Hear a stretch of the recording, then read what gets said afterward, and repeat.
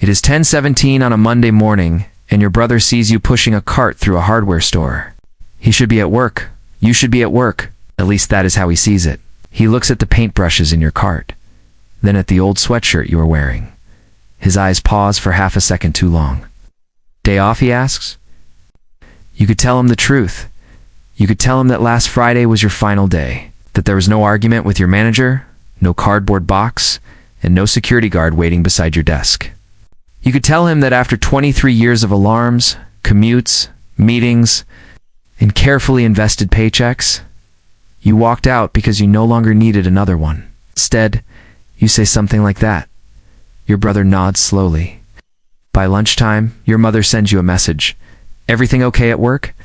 By 3, your sister forwards a job posting. By dinner, your family has reached a conclusion you never gave them. You lost your job at 45, and you are too embarrassed to admit it. What they do not know is that you did not lose your income. You bought back your time. But over the next few months, you will discover something strange. When freedom does not look the way people expect, they often mistake it for failure.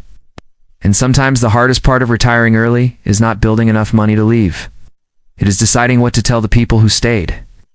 At 22, you are not thinking about retirement. You are thinking about Friday. Your first full-time job pays $38,000 a year. The office has gray carpet, fluorescent lights, and a coffee machine that produces something almost but not quite like coffee.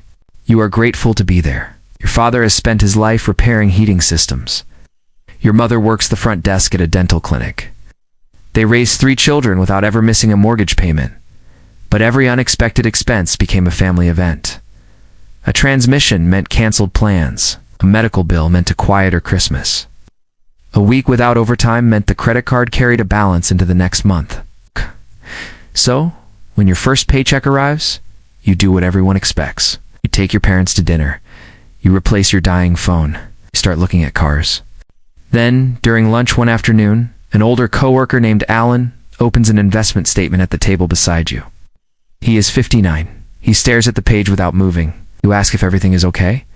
He folds the statement and says, "I've worked here 34 years and I still can't afford to stop." That sentence stays with you.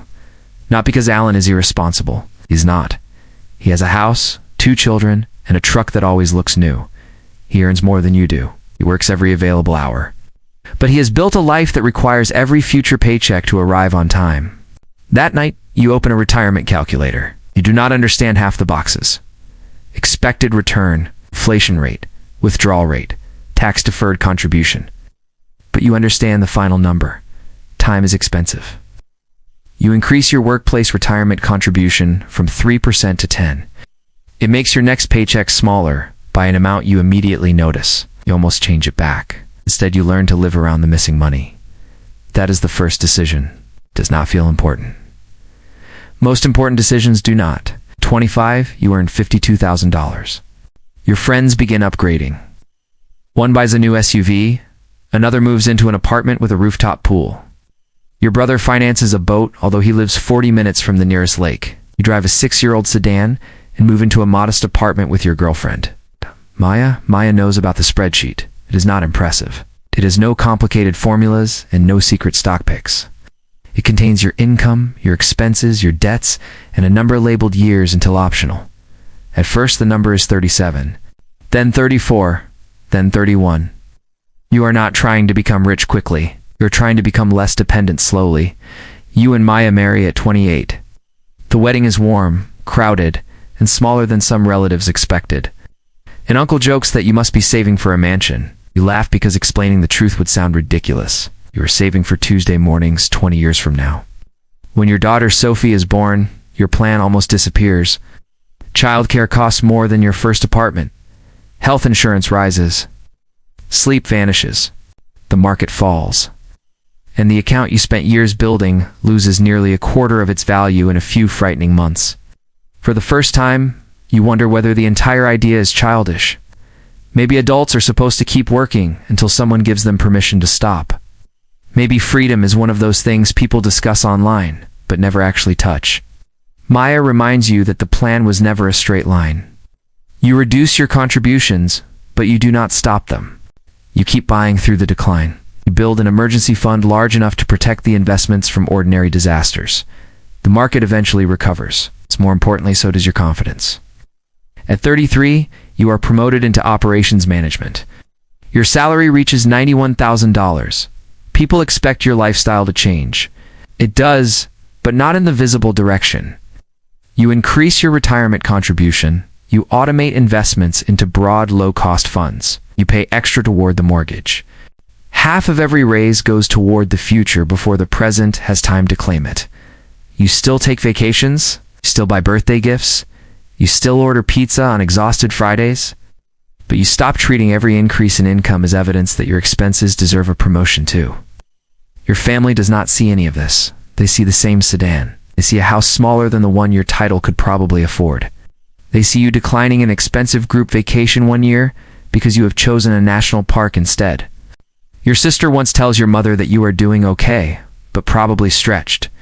You hear about it months later. Do not correct her. Being underestimated has a financial advantage. Nobody expects you to perform wealth for them. By 38, your investments cross $500,000.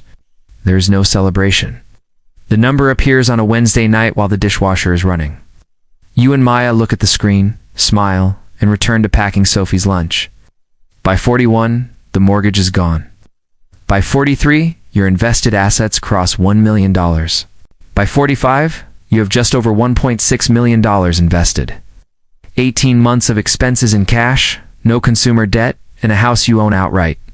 Your annual spending averages $52,000. The math is not perfect. It never is. Markets can fall, costs can rise, health can change, plans can fail. So you build margins. You model lower returns. You estimate health insurance costs without an employer. You plan flexible withdrawals and leave room for part-time consulting if reality becomes less cooperative than the spreadsheet.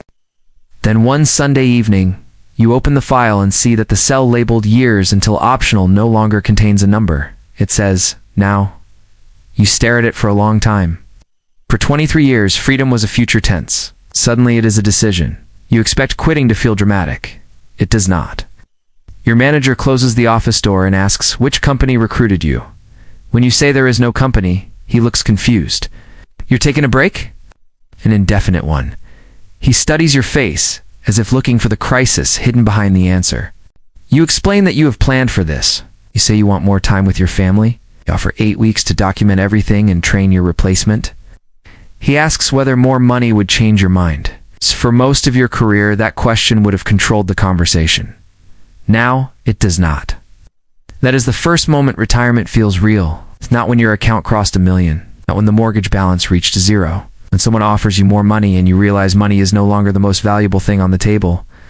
On your final Friday, coworkers bring cake into the conference room. The icing says, "Good luck on your next adventure." Nobody knows what the adventure is. Some assume you have another offer. Some think you are starting a business.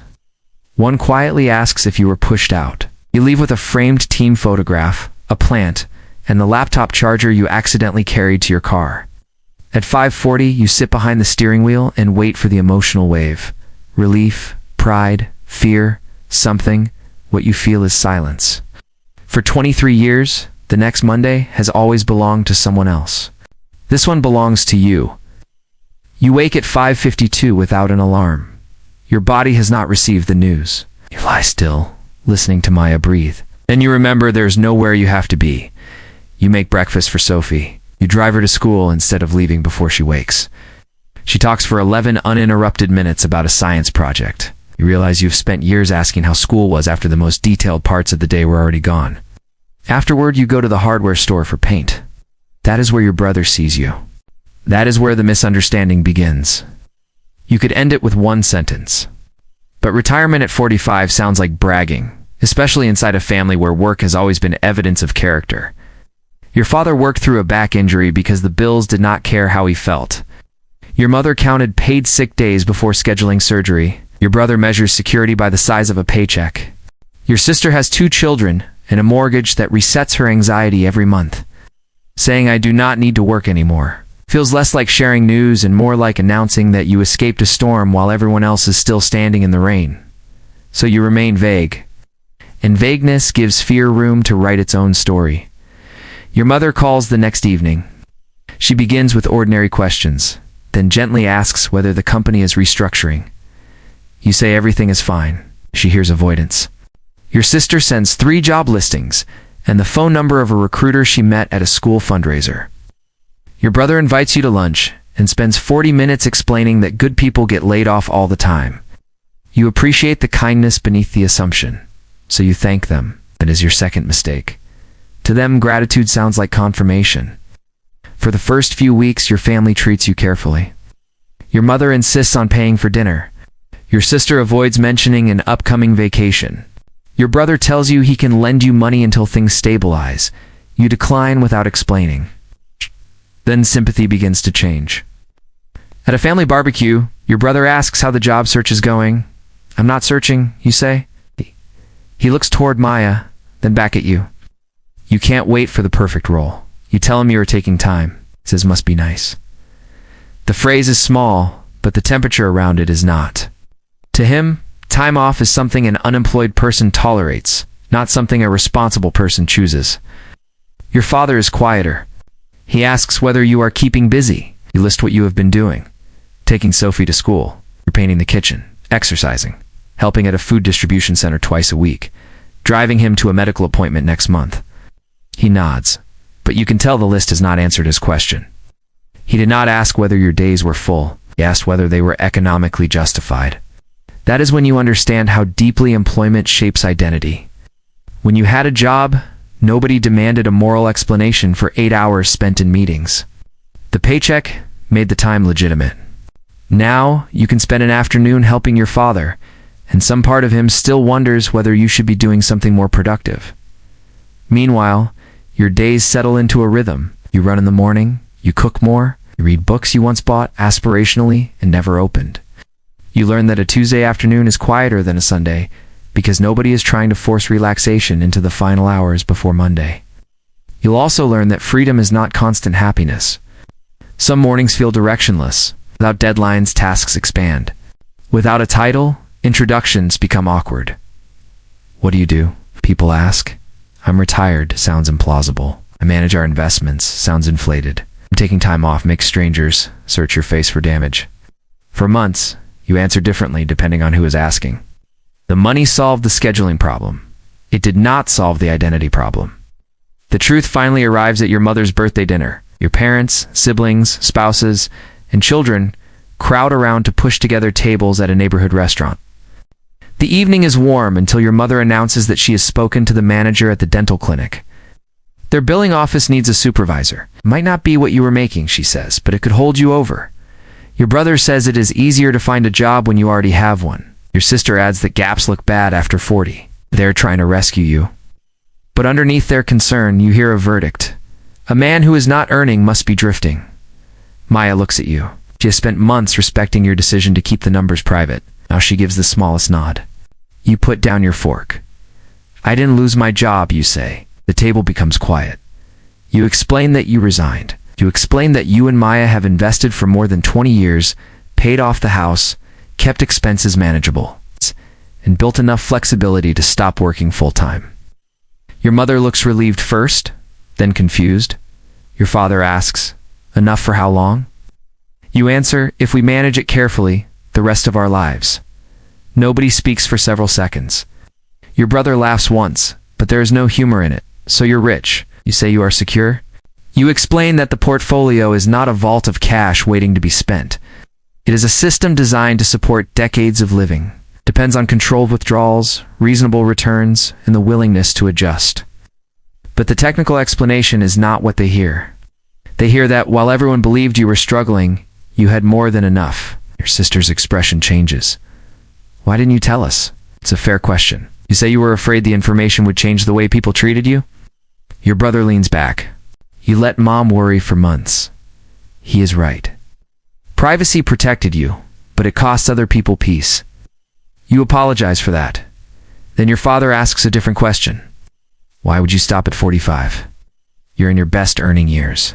There it is, the belief beneath every conversation. If you can earn more, choosing not to must be wasteful. You look at Sophie, who is laughing with her cousin at the other end of the table. You think about Alan staring at his investment statement 23 years earlier. You think about Monday mornings that belonged to a company. Conversations delayed until dinner, and vacations spent recovering from the work waiting at home. I didn't spend 20 years saving so I could win at earning, you say. I did it so earning could stop deciding how I use my life. Your father looks down at the table. He does not agree, but he understands. Those are not the same thing. You were correct about one thing. Information changes people. Your mother stopped sending job openings. Instead, she asks whether retiring early means you can help more with your father's appointments. You can, and you do. Your sister begins asking investment questions. At first, they are harmless. Then she asks whether you could cover a private school deposit and let her repay you whenever your brother becomes distant for several weeks. Eventually, he admits that your retirement feels like judgment. You never criticized his boat, his truck, or his vacations. But your freedom forces him to calculate what those purchases may have cost in years. You tell him your choices were not morally better. They simply purchased a different outcome. You purchased experiences you declined. You purchased time he still has to work for. Every financial life is an exchange, whether people acknowledge it or not. You and Maya establish rules. You will help family during genuine emergencies. You will not become an informal bank. You will explain your process, but you will not disclose every account balance. It came from income, luck, cooperation, long market growth, boring repetition, and thousands of ordinary decisions that could easily have gone another way. So most importantly, you stop calling yourself retired. Not because the word is false, but because it makes the story sound finished. You are not finished. You are available. Available when Sophie needs help with a project. Available when your father's appointment runs 3 hours late. Available to volunteer, to exercise, to cook, to learn, and eventually to accept a small consulting project because the work interests you not, because the mortgage is waiting. That distinction is the entire point. Financial independence does not mean never earning another dollar. It means a dollar is no longer allowed to make every decision. On another Monday morning, almost exactly 1 year after your brother saw you in the hardware store, you sit in the school auditorium. Sophie is presenting her science project. The room is half full. Many seats are empty because 10 in the morning is an inconvenient time for employed adults. A year earlier, your seat would probably have been empty too. After the presentation, Sophie runs over and asks whether you saw the part where the model almost fell. You did. You saw all of it. Your phone does not vibrate with missed calls. Nobody expects you in a meeting. There is no email waiting to turn this moment into an interruption. Your father sits beside you. You drove him because he no longer likes driving in traffic. He watches Sophie pack her project into a cardboard box. Then he says quietly, "I understand it better now." He does not mention the portfolio, does not mention withdrawal rates or investment returns. He is looking at the occupied seat where you are sitting. For most of your life, money was presented as something you could display. A larger home, a newer vehicle, a more impressive vacation. But the most valuable thing your money ever purchased is almost invisible. It purchased the ability to be in a room at 10 on a Monday morning to someone passing you in a hardware store. You looked unemployed. To your family, you looked lost. To the working world, you disappeared. But disappearing from the schedule was not the same as disappearing from life. You had not lost your job. You had completed the job your money was supposed to do. It had turned years of discipline into ownership of your time. And that is the part people rarely see. They see the day you leave. They do not see the 23 years that made leaving possible. They see the free afternoon. They do not see the raises you invested, the upgrades you postponed, the market declines you endured, or the spreadsheet you opened when freedom was still 37 years away. Early retirement looks sudden only from the outside. From the inside, it is one of the slowest things you will ever build. If you build it quietly enough, even the people closest to you may mistake the finish line for a fall. This is peak ledgerware money is not just what you earn, it's what your choices eventually allow you to own. If this story made you think differently about work, wealth, or time, subscribe Band. Tell us in the comments. If you could make work optional at 45, who would you tell first?